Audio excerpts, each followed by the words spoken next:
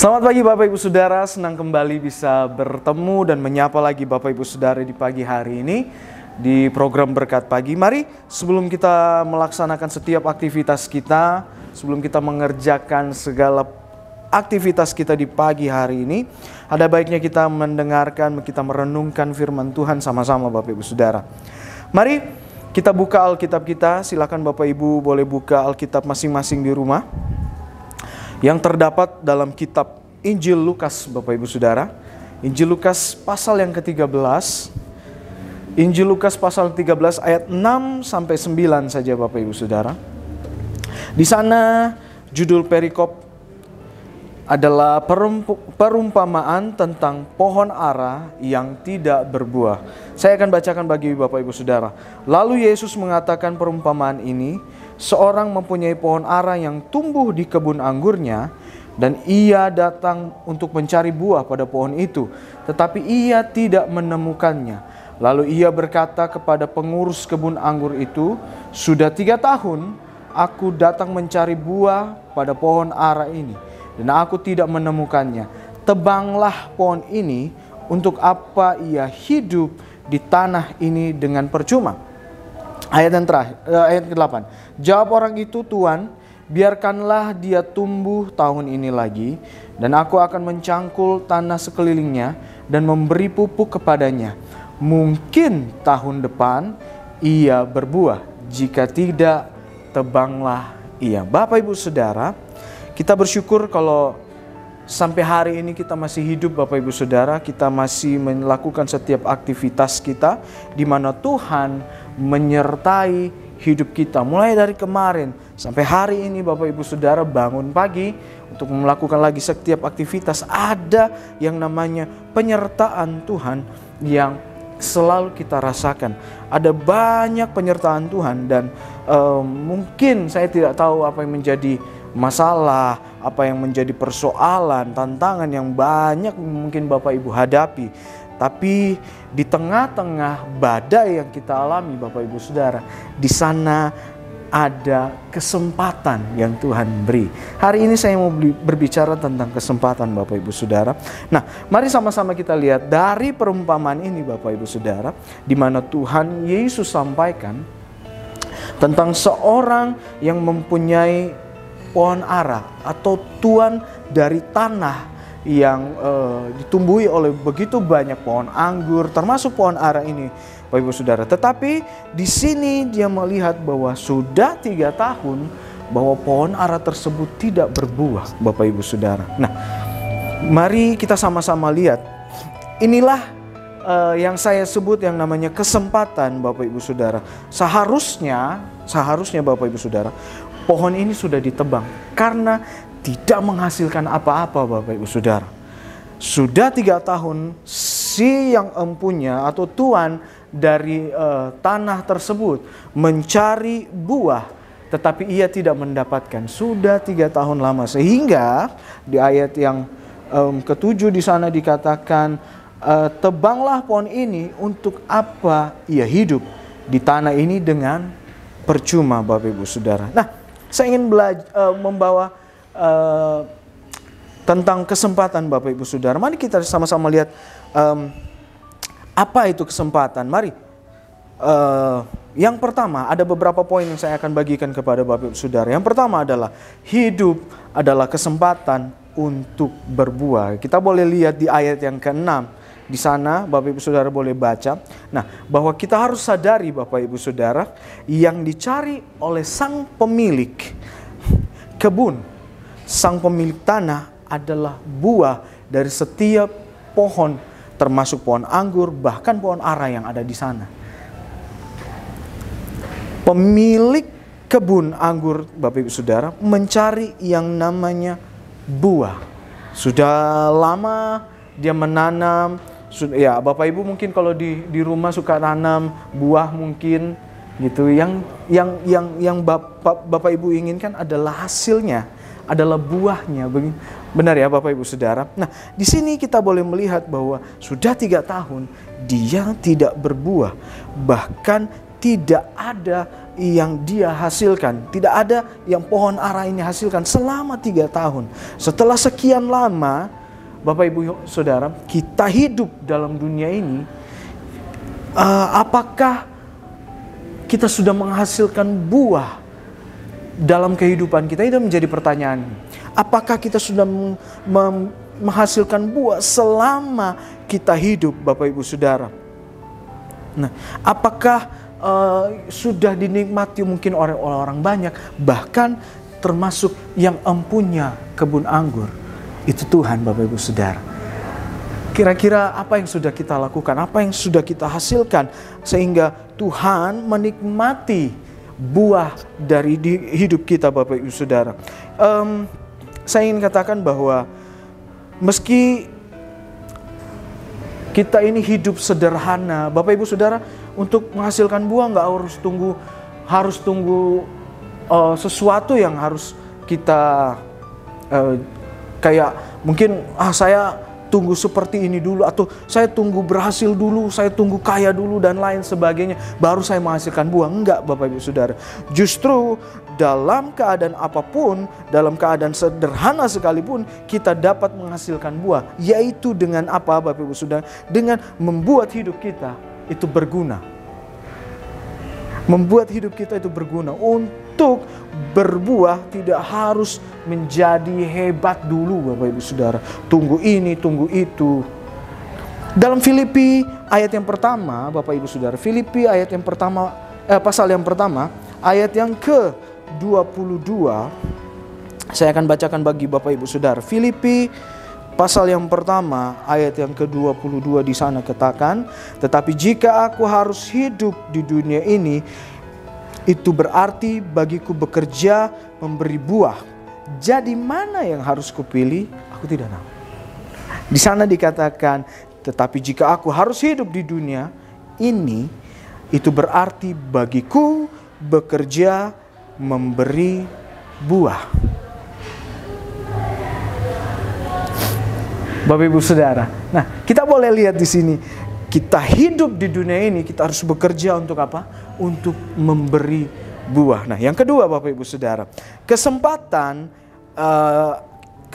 itu menjadi sia-sia jika tidak ada buah yang dihasilkan. Di ayat yang ke-7 tadi, Bapak Ibu Saudara, yang kita baca, di sana dikatakan, lalu ia berkata kepada pengurus kebun anggur itu, sudah 3 tahun aku datang mencari buah pada pohon ara ini dan aku tidak menemukannya.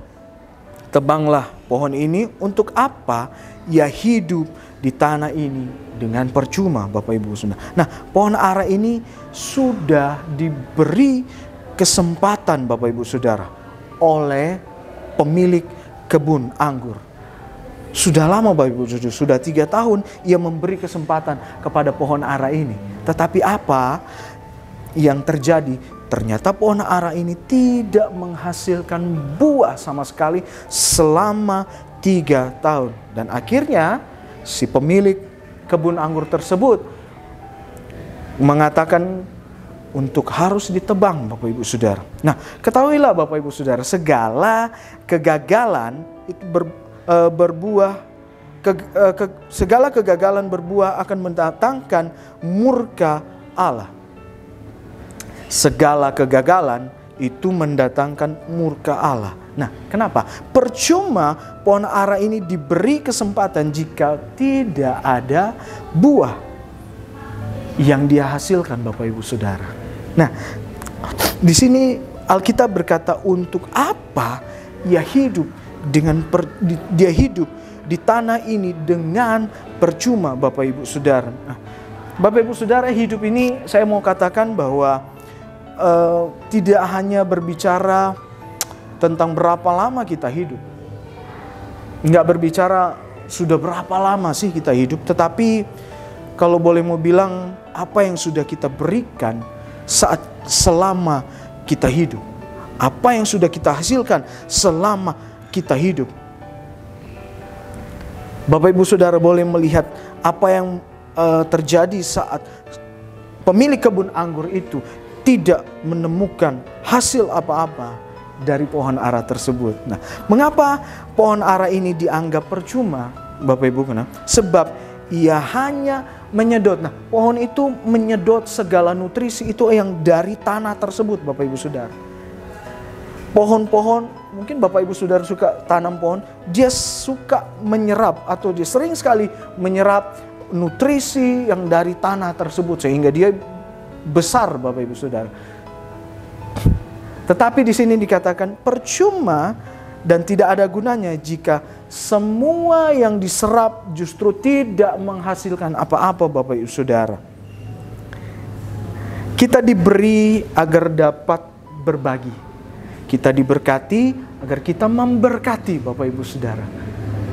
Jadi kita harus berbuah. Jadi apa yang sudah kita terima dari Tuhan, apa yang sudah kita serap, berkatlah boleh dikatakan, kita harus bisa memberkati. Saat kita diberkati, kita pun harus bisa memberkati, Bapak Ibu Saudara. Puji Tuhan. Yang ketiga, di sana dikatakan kesempatan kedua diberikan berdasarkan kemurahan hati. Nah, kita boleh dilihat di ayat 8 dan 9.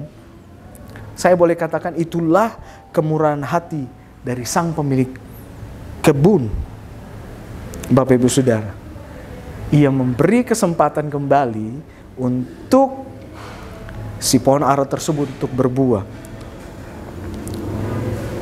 Sudah saya boleh katakan sudah selayaknya si pohon ara itu ditebang, Bapak Ibu Saudara, karena 3 tahun si sang pemilik kebun mencari buah dan ternyata dia tidak mendapatkan. Tetapi karena kemurahan sang pemilik kebun, dia memberikan kesempatan untuk kedua kalinya, Bapak Ibu Saudara. Nah, di sini saya ingin katakan jangan pernah sia-siakan kesempatan yang sudah Tuhan berikan kepada kita.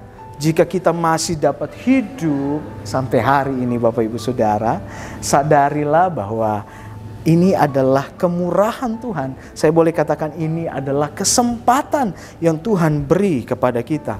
Dan seharusnya kita sudah boleh dikatakan dicabut atau ditebang, Bapak Ibu Saudara. Tetapi kita masih dapat kemurahan daripada Tuhan. Itu sebabnya Bapak Ibu Saudara, jangan pernah sia-siakan kesempatan yang ada. Biarlah kita terus hidup untuk menghasilkan buah, Bapak Ibu Saudara. Dalam Roma 2 ayat yang keempat, di sana dikatakan, maukah engkau menganggap sepi kekayaan kemurahannya, kesabarannya dan kelapangan hatinya? Tidakkah engkau tahu bahwa maksud kemurahan Allah ialah menuntun engkau kepada pertobatan? Tuhan itu menuntun kita dari hari ke sehari kita, Bapak Saudara.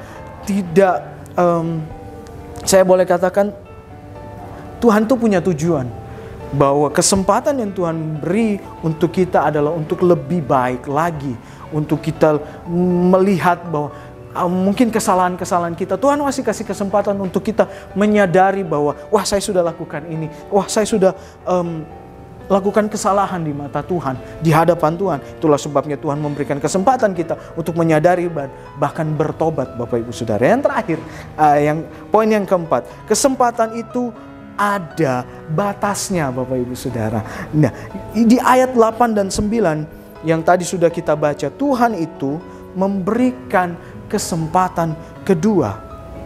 Tetapi ingat, Bapak Ibu Saudara, ada yang namanya batasan. Nah, tidak selamanya pintu kemurahan Tuhan itu dibuka. Ini harus diingat baik-baik, Bapak Ibu Saudara. Ada saatnya pintu kemurahan Tuhan itu ditutup. Jadi saya ingin katakan kepada Bapak Ibu Saudara bahwa ada kesempatan kita harus bisa menyadari dan harus bertobat, Bapak Ibu Saudara. Di dalam Roma 11 ayatnya yang ke-22, Bapak Ibu Saudara, saya akan bacakan. Sebab itu perhatikanlah kemurahan Allah dan juga kekerasannya, yaitu kekerasan atas orang-orang yang telah jatuh, tetapi atas kamu kemurahannya itu, yaitu jika kamu tetap di dalam kemurahannya, jika tidak, kamu pun akan dipotong juga, Bapak Ibu Saudara. Jadi saya ingin katakan bahwa kesempatan ada batasnya. Jadi itulah sebabnya saya katakan jangan pernah sia-siakan kesempatan yang ada. Pergunakan dengan baik Bapak Ibu Saudara. Supaya apa? Supaya kita bisa mengerti apa yang menjadi maksud dan tujuan Tuhan dalam hidup kita. Agar kita tidak seperti pohon ara ini yang tidak menghasilkan buah. Tetapi kita dapat kesempatan untuk menghasilkan buah dalam kehidupan kita, Bapak Ibu Saudara. Itulah sebabnya kita harus lebih lagi dekat dengan Tuhan. Biarlah perumpamaan dari pohon ara ini boleh mengingatkan kepada kita bahwa ada kesempatan yang Tuhan beri. Kesempatan untuk kita bertobat, kesempatan untuk kita kembali ke jalan yang benar, kesempatan untuk kita lebih lagi dekat dengan Tuhan. Karena kesempatan itu ada batasnya, Bapak Ibu Saudara. Semoga menjadi berkat di pagi hari ini. Tuhan Yesus memberkati. Immanuel, Allah beserta dengan kita. Kami perlu